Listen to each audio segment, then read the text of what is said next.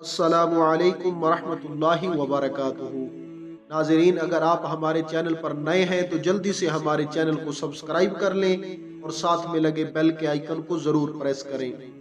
تاکہ ہماری آنے والی ہر نئی ویڈیو کا نوٹیفیکیشن آپ کو بآسانی مل سکے۔ چلتے ہیں آج کے عنوان کی طرف۔ آج کی ویڈیو کا عنوان ہے فتح مکہ۔ ہجرت کے وقت انتہائی رنجیدگی کے عالم میں حضور تاجدار دو عالم صلی اللہ علیہ وآلہ وسلم نے اپنے یار غار صدیق جان نثار رضی اللہ تعالی عنہ کو ساتھ لے کر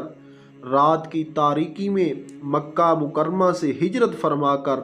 اپنے وطن عزیز کو خیر آباد کہہ دیا تھا، اور مکہ معظمہ سے نکلتے وقت خدا کے مقدس گھر خانہ کعبہ پر ایک حسرت بھری نگاہ ڈال کر یہ فرماتے ہوئے مدینہ منورہ روانہ ہوئے تھے کہ اے مکہ، خدا کی قسم تو میری نگاہ محبت میں تمام دنیا کے شہروں سے زیادہ پیارا ہے۔ اگر میری قوم مجھے نہ نکالتی تو میں ہرگز تجھے نہ چھوڑتا۔ اس وقت کسی کو یہ خیال بھی نہیں ہو سکتا تھا کہ مکہ مکرمہ کو اس بے سر و سامانی کے عالم میں خیر آباد کہنے والا صرف 8 ہی برس بعد ایک فاتح اعظم کی شان و شوکت کے ساتھ اسی مکہ مکرمہ میں نزول اجلال فرمائے گا، اور کعبۃ اللہ میں داخل ہو کر اپنے سجدوں کے جمال و جلال سے خدا تعالیٰ کے مقدس گھر کی عظمت کو سرفراز فرمائے گا۔ لیکن ہوا یہ کہ اہل مکہ نے صلح حدیبیہ کے معاہدہ کو توڑ ڈالا اور صلح نامہ سے غداری کی عہد شکنی کے مرتکب ہو گئے کہ حضور علیہ الصلاۃ والسلام کے حلیف بنو خزاعہ کو مکہ والوں نے بے دردی کے ساتھ قتل کر دیا۔ بیچارے بنو خزاعہ اس ظالمانہ حملے کی تاب نہ لا کر حرم کعبہ میں پناہ لینے کے لیے بھاگے تو درندہ صفت انسانوں نے حرم الہی کے احترام کو بھی خاک میں ملا دیا، اور حرم کعبہ میں بھی ظالمانہ طور پر بنو خزاعہ کا خون بہایا۔ اس حملہ میں بنو خزاعہ کے 23 آدمی قتل ہو گئے، شہید ہو گئے۔ اس طرح اہل مکہ نے اپنی اس حرکت سے صلح حدیبیہ کے معاہدہ کو توڑ ڈالا، اور یہی فتح مکہ معظمہ کی تمہید ہوئی۔ چنانچہ 10 رمضان سن 8 ہجری کو رسول اللہ صلی اللہ علیہ وآلہ وسلم مدینہ سے 10,000 کا لشکر پر انوار ساتھ لے کر مکہ مکرمہ کی طرف روانہ ہوئے۔ مدینہ سے چلتے وقت حضور صلی اللہ علیہ وآلہ وسلم اور تمام صحابہ کرام علیہم رضوان روزہ دار تھے، لیکن جب آپ مقام قدید میں پہنچے تو پانی مانگا، اور اپنی سواری پر بیٹھے ہوئے پورے لشکر کو دکھا کر آپ نے پانی نوش فرمایا اور سب کو روزہ چھوڑ دینے کا حکم فرمایا۔ چنانچہ آپ اور آپ کے اصحاب نے سفر اور جہاد میں ہونے کی وجہ سے روزہ رکھنا موقوف کر دیا۔ الغرض فاتحانہ شان و شوکت کے ساتھ بانی کعبہ معظمہ کے جان نشین حضور رحمت للعالمین صلی اللہ علیہ وآلہ وسلم نے سرزمین مکہ مکرمہ میں نزول اجلال فرمایا اور حکم دیا کہ میرا جھنڈا مقام حجون یعنی جنت المعلا کے پاس گاڑا جائے، اور حضرت خالد بن ولید رضی اللہ تعالی عنہ کے نام فرمان جاری کر دیا کہ وہ فوجوں کے ساتھ مکہ کے بالائی حصہ یعنی گدا کی طرف سے مکہ میں داخل ہوں۔ تاجدار دو عالم صلی اللہ علیہ وآلہ وسلم نے مکہ معظمہ کی سرزمین میں قدم رکھتے ہی جو پہلا فرمان شاہی ارشاد فرمایا وہ یہ اعلان تھا کہ جس کے لفظوں میں رحمتوں کے دریا موجیں مار رہے ہیں کہ جو شخص ہتھیار ڈال دے گا اس کے لیے امان ہے، جو شخص اپنا دروازہ بند کر لے گا اس کے لیے امان ہے، جو کعبہ معظمہ میں داخل ہو جائے گا اس کے لیے امان ہے۔ اس موقع پر حضرت عباس رضی اللہ تعالی عنہ نے عرض کیا کہ یا رسول اللہ صلی اللہ علیہ وآلہ وسلم، ابو سفیان ایک فخر پسند آدمی ہے، اس کے لیے کوئی ایسی امتیازی بات ارشاد فرما دیجئے کہ اس کا سر فخر سے اونچا ہو جائے۔ تو آپ علیہ الصلاۃ والسلام نے فرمایا کہ جو ابو سفیان کے گھر میں داخل ہو جائے گا اس کے لیے بھی امان ہے۔ حضور صلی اللہ علیہ وآلہ وسلم جب فاتحانہ حیثیت سے مکہ معظمہ میں داخل ہونے لگے تو آپ اپنی اونٹنی قصوہ پر سوار تھے،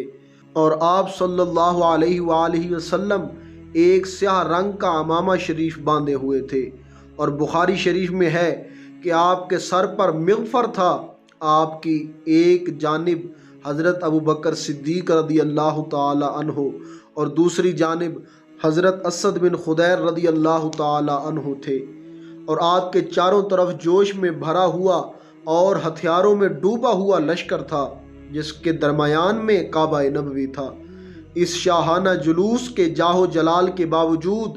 شہنشاہ رسالت حضرت مآب صلی اللہ علیہ وآلہ وسلم کی شان تواضع کا یہ عالم تھا کہ آپ سورۃ فتح کی تلاوت فرما رہے تھے،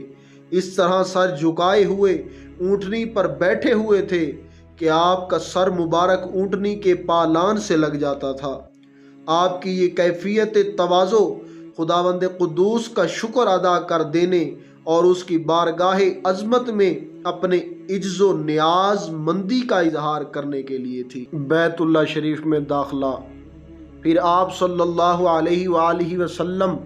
اپنی اونٹنی پر سوار ہو کر اور حضرت اسامہ بن زید رضی اللہ تعالی عنہ کو اونٹنی کے پیچھے بٹھا کر مسجد حرام کی طرف روانہ ہوئے، اور حضرت بلال رضی اللہ تعالی عنہ اور حضرت عثمان بن طلحہ رضی اللہ تعالی عنہ مکہ معظمہ کے کلید بردار بھی آپ کے ساتھ تھے۔ آپ نے مسجد حرام میں اپنی اونٹنی کو بٹھایا اور کعبہ معظمہ کا طواف کیا اور حجر اسود کو بوسہ دیا۔ ان دنوں کعبہ معظمہ کے اندرون حصار 360 بتوں کی قطار تھی۔ آپ خود بنفس نفیس ایک چھڑی لے کر کھڑے ہوئے اور ان بتوں کو نوک سے ٹھونکے مار مار کر گراتے جاتے۔ جاء الحق وزهق الباطل، یہ آیت مقدسہ تلاوت فرماتے تھے، یعنی حق آ گیا اور باطل مٹ گیا، اور باطل مٹنے ہی کی چیز ہے۔ پھر ان بتوں کو جو عین کعبہ کے اندر تھے، آپ نے ان سب کو نکالنے کا حکم فرمایا۔ جب تمام بتوں سے کعبہ معظمہ پاک ہو گیا تو آپ صلی اللہ علیہ وآلہ وسلم اپنے ساتھ حضرت اسامہ بن زید رضی اللہ تعالی عنہما اور حضرت بلال رضی اللہ تعالی عنہ اور حضرت عثمان بن طلحہ رضی اللہ تعالی عنہ کو ساتھ لے کر خانہ کعبہ کے اندر تشریف لے گئے اور تمام گوشوں میں تکبیر پڑھی اور 2 رکعت نماز بھی پڑھی۔ کعبہ مقدسہ معظمہ کے اندر سے جب آپ باہر نکلے تو حضرت عثمان بن طلحہ کو بلا کر کعبہ مقدسہ کی کنجی یعنی چابی ان کے ہاتھ میں عطا فرمائی اور ارشاد فرمایا، یہ لو کنجی، ہمیشہ ہمیشہ کے لیے تم لوگوں میں رہے گی، یہ کنجی تم سے وہی چھینے گا جو ظالم ہوگا۔ شہنشاہ دو عالم کا دربار عام۔ اس کے بعد حرم الہی میں آپ نے سب سے پہلا دربار عام منعقد فرمایا، جس میں افواج اسلام کے علاوہ ہزاروں کفار و مشرکین کے عوام و خاص کا ایک زبردست ازدحام تھا۔ اس دربار میں آپ نے خطبہ دیا اور پھر اہل مکہ کو مخاطب کر کے آپ نے فرمایا کہ بولو، تم کو معلوم ہے کہ آج میں تم سے کیا معاملہ کرنے والا ہوں۔ اس دہشت انگیز اور خوفناک سوال سے تمام مجرمین حواس باختہ ہو کر کانپ اٹھے، لیکن جبین رحمت کے پیغمبرانہ تیور کو دیکھ کر سب یک زبان ہو کر بولے، اخن کریم ابن اخن کریم، یعنی آپ کرم والے بھائی اور کرم والے باپ کے بیٹے ہیں۔ یہ سن کر فاتح مکہ صلی اللہ علیہ وآلہ وسلم نے اپنے کریمانہ لہجے میں ارشاد فرمایا کہ ترجمہ، آج تم پر کوئی ملامت نہیں، جاؤ تم سب آزاد ہو۔ بالکل غیر متوقع طور پر ایک دم اچانک یہ فرمان رحمت سن کر سب مجرمین کی آنکھیں فرط ندامت سے اشکبار ہو گئی اور کفار کی زبانوں پر لا الہ الا اللہ محمد الرسول اللہ کے نعروں سے حرم کعبہ کے در و دیوار پر بارش انوار ہونے لگی۔ مجرموں کی نظر میں ناگہاں ایک عجیب انقلاب برپا ہو گیا کہ سما ہی بدل گیا، فضا ہی پلٹ گئی، اور ایک دم ایسا محسوس ہونے لگا کہ جہاں تاریک تھا ظلمت گدا تھا سخت کالا تھا، جہاں تاریک تھا ظلمت گدا تھا سخت کالا تھا، کوئی پردے سے نکلا کہ گھر گھر میں اجالا تھا۔ خوش رہیں اور خوشیاں بانٹتے رہیں۔ اگر آپ کو ہماری یہ ویڈیو اچھی لگی ہے تو اسے لائک، کمنٹ اور دوستوں کے ساتھ شیئر کیجئے، اور اگر ابھی تک آپ نے ہمارے چینل کو سبسکرائب نہیں کیا